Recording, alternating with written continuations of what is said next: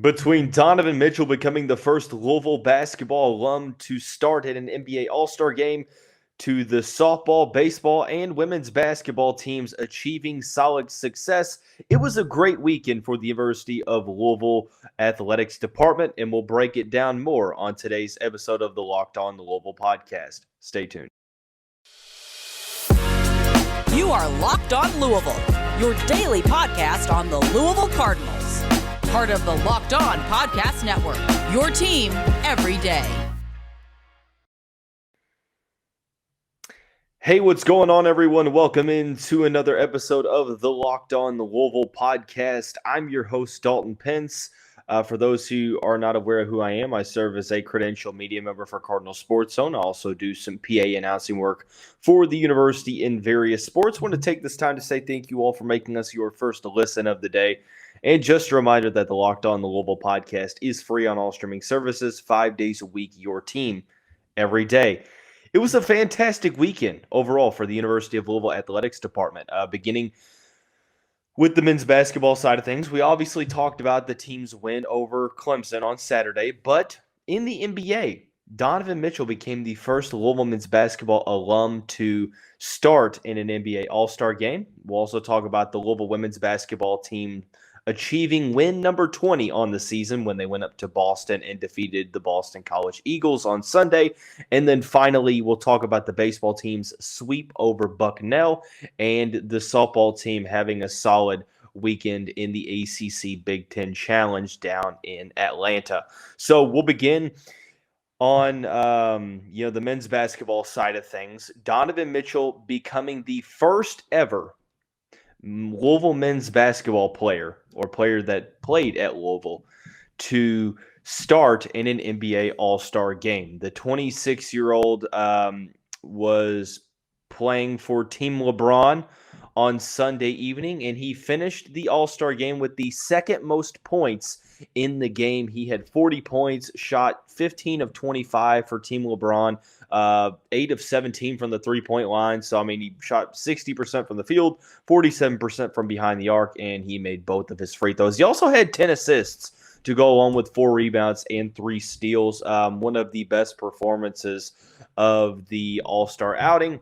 Maybe, depending on how you look at it, perhaps the best. But regardless, I think the All-Star game is and the All-Star weekend really is just a fanfare moment. There's not a lot of defense being played. It's a lot of deep threes and exciting dunks and just a lot of things to get the fans excited. And that's all it is. I know that there are some questions about how to improve it to where it's a little bit more engaging for the fans worldwide.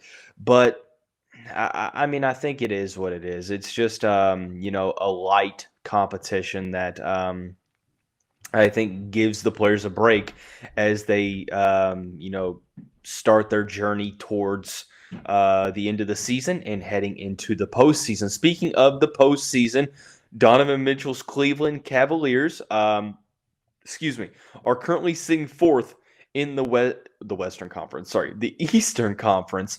They're 38-23. They trail only Boston, Milwaukee, and Philadelphia. They're 5 games out of first place, 2.5 up over the Brooklyn Nets. For the 4th spot, New York is 4.5 back in the 6th spot. So you feel like they're sitting decently comfortable with just 20 games left on the regular season, considering that Brooklyn has pretty much gone into full rebuild mode unless they were to catch fire. But also, I think that when you look at the other side, obviously you don't necessarily think that they're going to get caught, but they are only 2 games out of that 3 seed with Philadelphia. The 76ers are 38-19. They are 4.5 out of Milwaukee. Donovan Mitchell is in a great situation now. We're seeing, what he's been able to do this season, even though he's in more of a, I think, balanced scoring, system with Darius Garland, Evan Mobley, so on and so forth. He has consistently gotten better each and every season. This year, career highs in field goal percentage, 3-point field goal percentage, points per game, so on and so forth. So I think that in a lot of ways, and I had Shane Young, a good friend of mine, NBA writer for Forbes Sports. He's come onto the show multiple times, and we talked about Donovan Mitchell, and we talked about, what his ceiling was, not only in Utah, but in the league. I think that when he got traded to Cleveland, my first instinct was that I think that his potential was going to be unlocked because of the rotation that he was going to. Because I think that Cleveland's, rotation, not only Darius Garland, but the rotation as a whole, really, really is something that is going to just overall be able to bring out the best in Donovan Mitchell. When you talk about the types of players that they have, from defensive specialists in Evan Mobley, Isaac Okoro, so on and so forth. You have Jarrett Allen as well. Ricky Rubio to back Garland up. You also now have Danny Green. Karis LeVert is a great option off the bench. Chetty Osman, so on and so forth. Overall, I think that this is a roster that, look, I don't necessarily know if Cleveland is going to be good enough or if they have the firepower to win the Eastern Conference. Because when you break down the Eastern Conference, I think that there are pretty much, two teams solidifying themselves at the top, in the top tier. I think Boston and Milwaukee are probably on that top tier. And even though the records don't necessarily reflect it, I think that Philadelphia and Cleveland are probably filling out a tier just a hair below. I think that maybe if Boston and Milwaukee are 1A, I think Philadelphia and Cleveland are 1B or maybe 2. Because I think that as great as I think Cleveland plays at times, and I think that the rotation is something that continues to get better, I think that adding Danny Green into the mix is going to benefit the Cavaliers as well. But I still feel like Cleveland might be a piece away from truly being contenders in the Eastern Conference. Is that to say that they can't win the Eastern Conference? No, I'm not saying that at all. But I do think that, you're one, maybe, offensive creator on the wing away from being, one of the NBA's most elite teams. And like I said, maybe we are looking too much into it. Maybe we're trying to make something out of nothing. But at this point in time, I still feel like Cleveland is a piece away, or maybe some of their younger players' development away from ultimately getting to that level of a Boston or a Milwaukee. I have some struggles picking them in a 7-game series with, Philadelphia as well, with James Harden and with Joel Embiid.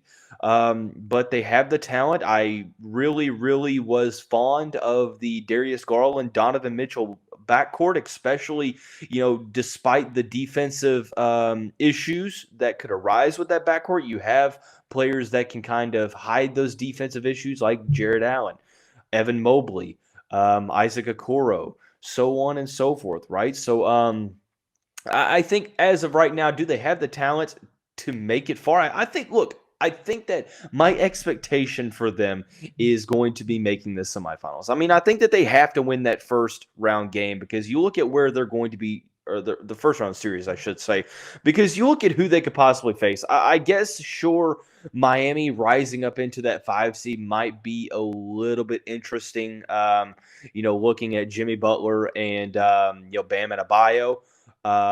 Maybe Atlanta could throw things into the mix, but even then, the Hawks just fired Nate McMillan. New York, I don't necessarily think I would take the Knicks or the Nets in a 7-game series with the Cleveland Cavaliers. I think that Cleveland's going to make it to the second weekend. But ultimately, it's going to be a matter of Donovan Mitchell is not only going to have to be firing on all cylinders, but he's going to have to get a lot of help from Garland and the supporting cast around him. But overall, I think that this is a great start to the possible Donovan Mitchell era here in Cleveland, because he is surrounded by a rotation that really brings out his skill set. being able to focus on just being a primary scorer and not having to, carry the significant workload of being the number one facilitator, but more so kind of playing a little bit more off ball and allowing Darius Garland to, initiate the offense for others. And not to say he can't do that, speaking of Donovan Mitchell, but I do think that, allowing another ball handler on the court with Mitchell to take away some of those scoring responsibilities. I like this partnership between the Cavaliers and Donovan Mitchell for both parties, but I do think that at the end of the day, they're still a piece away from truly being able to contend. So, like I said, Donovan Mitchell, the first ever Louisville alum to start in an NBA All-Star game. Great news. More great news from the weekend. The Louisville women's basketball team picks up win number 20 on the season. We'll talk about how the Cardinals took down Boston College here in just a second after we talk about our friends over at Built Bar. If you're looking for a delicious treat but don't want all of the fat and calories, then you have to try a Built Bar. We just got through the holidays. I know my goal has been to eat a little healthier, but if you're like me and you want to eat healthier but don't want to compromise that taste, then you have to try a Built Bar. You get the best of both worlds. You get the same healthy aspects of a protein bar when you break down the macros, but with the Built Bars being covered in 100% real chocolate, you also get that flavor of a candy bar as well. There's such a wide variety in flavors from churro, peanut butter brownie, coconut almond, so on and so forth. Usually you've had to resort to getting them online at built.com. You could still do that, but there's a great opportunity now. You can go to your nearest Walmart, walk to the pharmacy section, grab yourself a box of Built Bars, or if you're a Sam's Club person, run in and grab a 13-bar box with our hit flavors, brownie batter and churro. You can thank me later, all at built.com. Hey, Cardinal fans, thanks again for making Locked On Louisville your first listen every day. Make sure you check out our brand new podcast, Locked On College Basketball. Everything you need to know about college basketball all in one place. Plus, hear from big-name experts, insiders, coaches, and players. Locked On College Basketball, available on YouTube and wherever you get your podcasts. So heading on into discussing more of the good news from the weekend, the Louisville women's basketball team picks up win number 20 on the season, beating the Boston College Eagles 62-52 up in Boston, Massachusetts on Sunday afternoon. This win for the Cardinals continues the streak of consecutive 20-win seasons, now up to 13 seasons in a row. Very, very impressive feat from Jeff Walz and the women's basketball program. When you look at how the Cardinals did it, well, unfortunately, Louisville's winning streak was snapped on Thursday when the Cardinals suffered a heartbreaking loss on the road at Notre Dame, in which they led by nearly double digits in the final quarter, but ended up losing, a very, very tough game. But we're able to bounce back against a Boston College team that has been known to give the Cardinals fits on the road up in Massachusetts. Yes, the Eagles were struggling coming into this game. 14-15 on the year, 4 of 12 in conference play. But overall, Hailey Van Lith continued to lead the way. She had a team-high 17 points for the Cardinals, 6 of 17 from the field. 2 other players in double figures, Merissah Russell and Liz Dixon. When you talk about players that on Louisville that have kind of carried the scoring responsibilities over the course of the season, most of the time you're probably talking about Chrislyn Carr.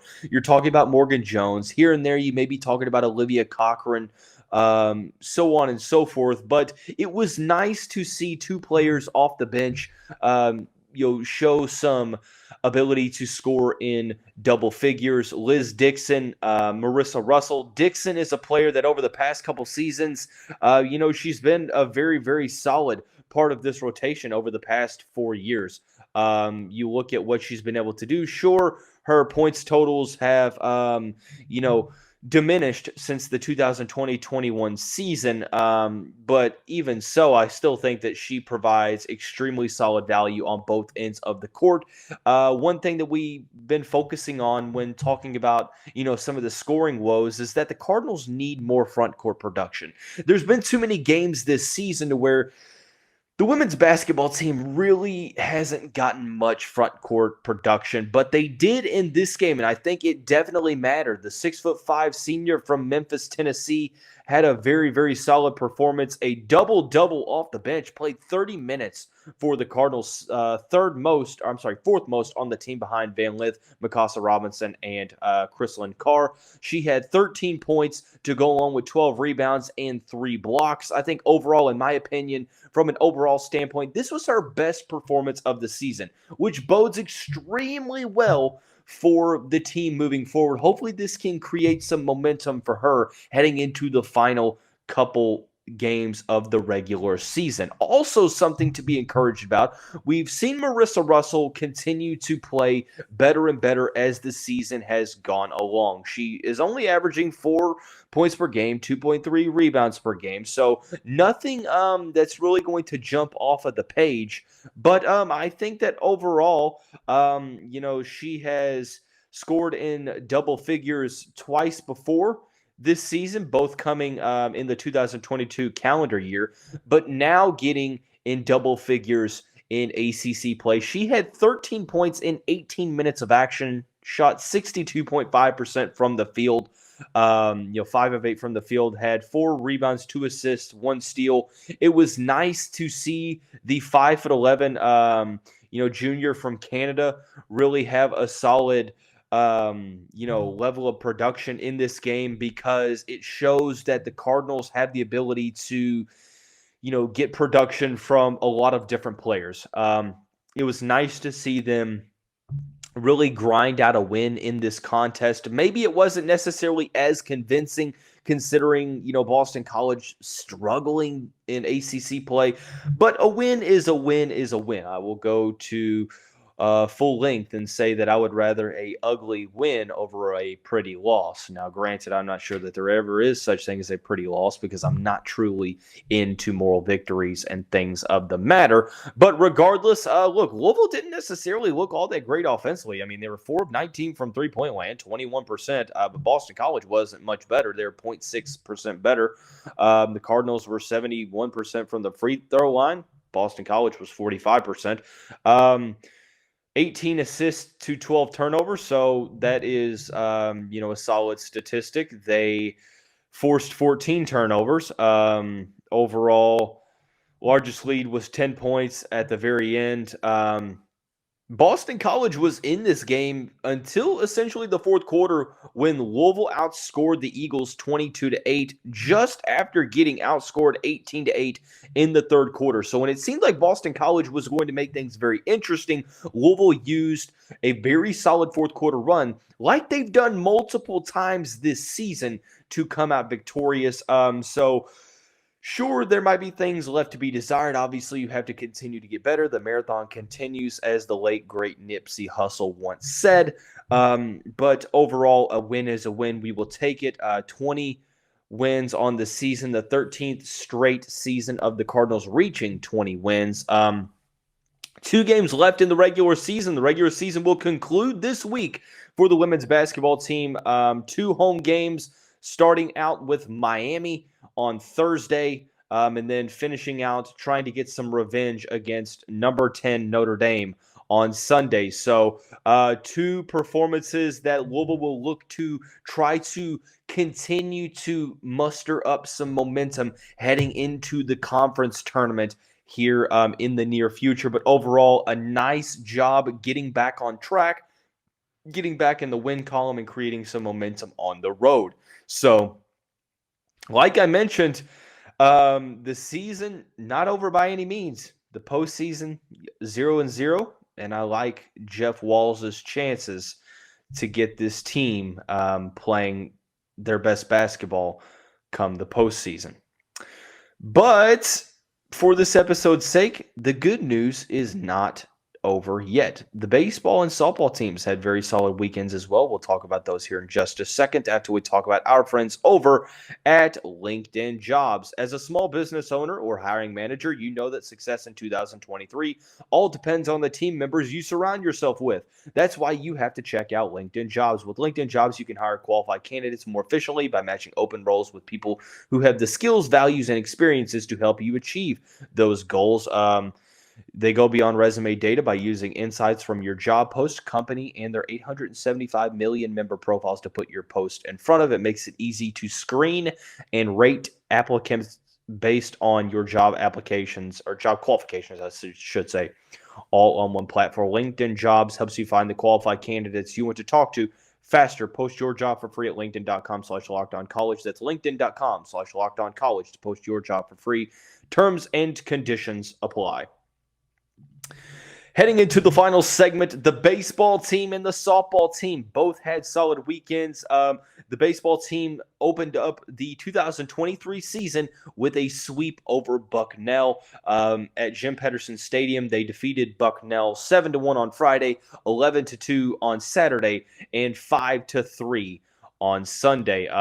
Usually one thing for the Cardinals, it seems like sometimes it takes a while for the offense to get going. A lot of times the Cardinals offense really doesn't start firing on all cylinders until sometime in April. So it usually takes about a month and a half to get the offense going. So what I was hoping to see in this series was solid pitching and good fielding. Last year, pitching was kind of iffy in that opening weekend down in Clearwater. I know that there was some errors very costly in that when Louisville went 1-2, but they opened up this season 3-0. I know Bucknell may not necessarily be the greatest of competition, but still Louisville handled business.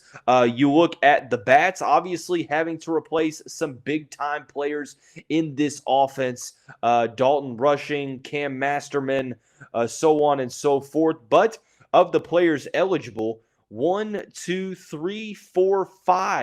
players ended up with OPS of over 1 for the first weekend. Now, obviously, sample size is very small, and there's not much you can take from this. But I like that. Like I said, I like OPS over batting average because I think it tells the full tale. Eddie King Jr. led the way. He started 2 of the games, played in 3, had 4 hits and 7 at bats. 3 RBIs, 1 double, 1 triple, 571 on the weekend, 1.7 OPS. Christian Knapczyk, 455 average, 1.026, 5 for 11 on the weekend, started all 3 games. Ryan McCoy, what an absolute home run he had this past weekend. He had 5 RBIs to lead the Cardinals this weekend, batting .417, 1.084 OPS. Jack Payton, 286 average, but a 1.329 OPS, 1 home run to 2 RBIs. Isaac Humphrey, the other player with an OPS of over 1. He was 2 of 9 on the weekend, had a home run and 3 RBIs. Logan Beard, also pretty solid this past weekend. You saw players like Tyler Hawkins, Will Veerling, so on and so forth, play very, very well. Pitching the ball, Friday evening starter Ryan Hawks got the nod, and he absolutely had a fantastic inning. Had a quality start, 6 1/3 innings of work, allowed 3 hits, 1 earned run, struck out 9. Is 1-0 in the season, 1.42 ERA. Riley Phillips pitched well as well. We'll need to cut down on the walks, but not a horrible first weekend for him.